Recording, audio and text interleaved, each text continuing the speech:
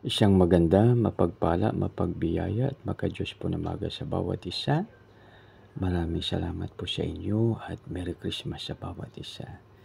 God bless you all. Dito na po tayo sa mga awit 28:6 akin pong babasahin. Si Yahweh ay dapat purihin. Dininig niya ang aking mga daing. Purihin nawa ang Diyos sa kanyang mga salita. Mga nalangin po tayo. Panginoon, maraming salamat po sa inyong pagpapala sa bawat isa sa amin. Lord, maraming salamat sa pangalan ni Jesus, naming Panginoon tagapagligtas. Amen. Mga kaibigan, pagising po natin sa umaga, purihin po natin ang ating Panginoon. Habang tayo ay dito pa sa mundong ibabaw, na kanyang inilaan, kanyang ginawa para sa atin, purihin natin siya. At anuman po ang ating tagumpay, purihin natin siya. Anuman ang pagsubok, purihin natin siya. Mga kaibigan, ang ating tungkulin ay purihin ang ating Panginoon.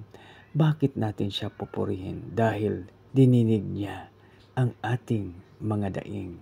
Kaya mga kaibigan, ang ating pinakamaganda gagawin ay purihin ang ating Panginoon habang tayo ay nabubuhay. Ating purihin siya.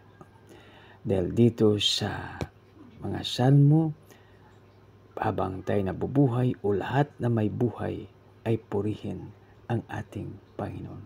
Kaya mga kaibigan, wag po natin kalimutan, purihin natin ang ating Panginoon. Dahil ang lahat na purihan kalwatian ay para sa Kanya lamang. Anuman ang ating tagumpay, anuman ang ating panalo, purihin natin siya, ibalik natin ang kapurihan at kalwalhatian sa Kanya. Purihin ang Diyos na dakila. Mga kaibigan, kaya magalak tayong lagi dahil ang ating Panginoon ay dininig niya ang ating mga daing, dininig niya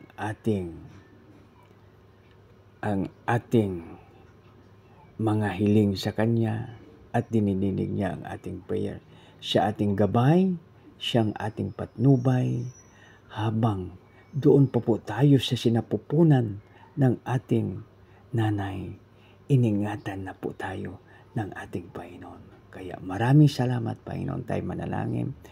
Panginoon, maraming salamat po sa iyong salita. Salamat, O Lord, na binibigyan mo kami ng panahon upang ikaw ay purihin, ikaw ay sambahin sa espiritu at katotohanan. At salamat, Panginoon, sa pagdinig mo sa aming mga daing. Lord, maraming salamat. Sa aming dakilang Ama, ang Diyos na Abam, Isa Katakob, dinadalain po namin ito sa matamis na pangalan ng iyong anak na si Jesus, na aming Panginoon tagapagligtas. Lahat po magsabi ng Amen. Maraming salamat sa inyong mga kapatid, sa inyong pagsama sa ating gawain. Merry Christmas. God bless us all.